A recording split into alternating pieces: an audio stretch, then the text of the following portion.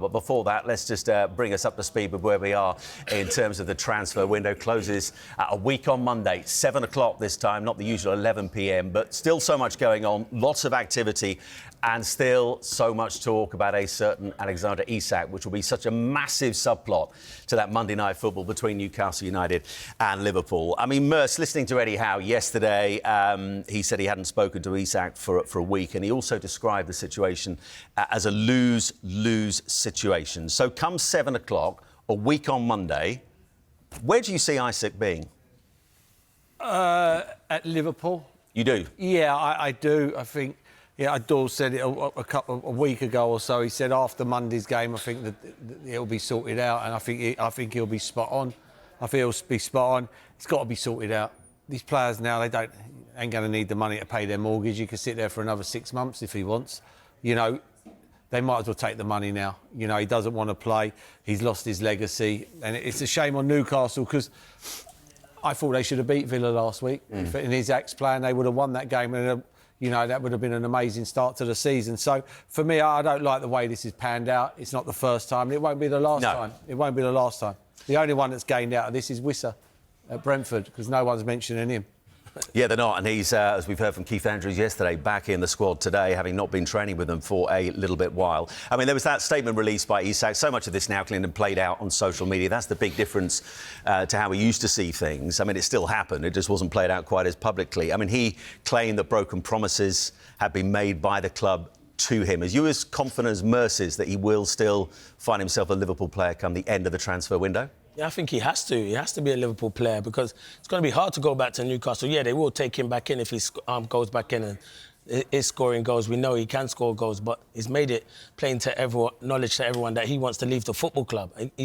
I listened to Merce, to be fair, when he was on Thursday. He spoke well about it. You know the statement that he wrote up? If he's at home there and he's at home and he managed to write that statement, he's very good because the detail of the statement that he wrote was unbelievable from Isak. So someone's definitely suggesting it might not have been him. Well, it might not have been him because the statement was amazing to come out like that. But he said he's had promises and he don't feel Newcastle have stuck to those promises. But then you look at Eddie Howe's interview and you think Eddie Howe's thinking, when he says stuff as well, you're not thinking... To be fair, he's handled this very well, He's handled it brilliant. I think it's something to do with the hierarchy. Maybe he's promised by the hierarchy he'll be able to get that move to Liverpool. Hasn't materialised. I think he should have gone about it where he should have still trained, still gone and trained with his teammates because you still need to keep your fitness, even though you want to get that move to Liverpool. Just get your head down and score goals. But it's fake promises he said he's had. But could that have been made by the people who were there before?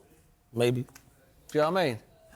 Yeah, I think it's a sad situation the way it's going to end, in my opinion. I really do. I mean, look, everyone will go, Isak gets paid all this money.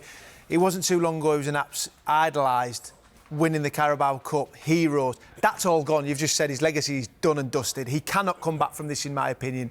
The only way is, what happens if the deal doesn't go through and Liverpool don't stump up the money and go, right, we're going to pay 130, 40 million pounds what it's going to be. Then he's in limbo.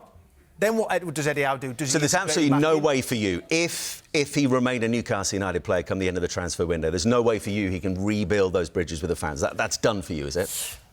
Because if he starts scoring again, surely it changes. If it's 8 o'clock on the 1st of September and he's still there, he's then going to have to be integrated back. He can't just... Surely they're not just going to put him into the reserves and go, well, carry on paying your fortunes, you just don't train with us. There's one person who's... No, I'd say one person. There's a few losing out. The fans and Eddie Howe. I really feel sorry for those group of fans and Eddie because he's having to come up, front it up, do the media, and all he's talking about is Isak. What about the players that are there, training day in, day out? It's all about respect, and Merce, you said, players have done it before, we've seen it, but what you can do is you can go in and train.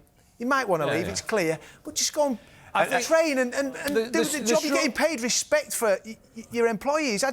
It blows my mind that players do. I think the straw that broke the camel's back was when Seko went to Man United. I think then that's when he lost the plot. I think that's when he's gone, you know... What's his name? Sesko. You're right. You got I think that was the one where it was like he went there and it was like, now I've got to go into overdrive. Whether it's the agents told him, but then it's all gone blowing up. Yeah, but the thing with all of this as well, and Liverpool are not going to mention, Liverpool have obviously spoken to an agent or something that started all of this off. But I also wonder, Boydie, whether their priorities might just have changed because Ekitike is settling in brilliantly, but they've been so open defensively. Yeah, but we've seen in their first couple of games. Simon, you cannot get a player to do what Alexander Isak has done and then back out the deal. It's impossible. I mean, he's totally lost, his legendary status at Newcastle. Last year delivered that cup that they've been hoping to get their hands on for a number of years. They were able to do that, scored the goal, was a hero. You cannot, Liverpool have obviously, you're going to have to do something to get yourself out. Because Newcastle, with PSR, but Newcastle don't need the money. They're the richest club in the world. They don't need the money. And this is where, you look at, and I know we'll touch on Nottingham Forest and Marinakis and that later, but you go back to when with Morgan Gibbs-White, stood strong. No, he's not gone. Newcastle could quite easily do the same. They could. But when you look at, for me, Liverpool, I've got a lot to answer for this, because there is no way that you are going in and kicking up a fuss the way that Alexander Isak has if you've not been told we will make this happen. Does the move happen for you? It happens. It has to. It has to. It has to, but it might not. Well, you can't. You can't. It's impossible for Liverpool, for the actions, to take yourself out of training, to say you're not training. I mean, let's not be kidding. He's getting paid an absolute fortune to do what he's doing. Liverpool are... Listen, we all know what happens in football. And maybe he's got a little bit excited at the time and he's jumped the gun at the start and then, right, I'm not doing it, because he felt as if he was going to push the move through. But as it stands right now, there's only one outcome in this, and it has to be that Liverpool sign him.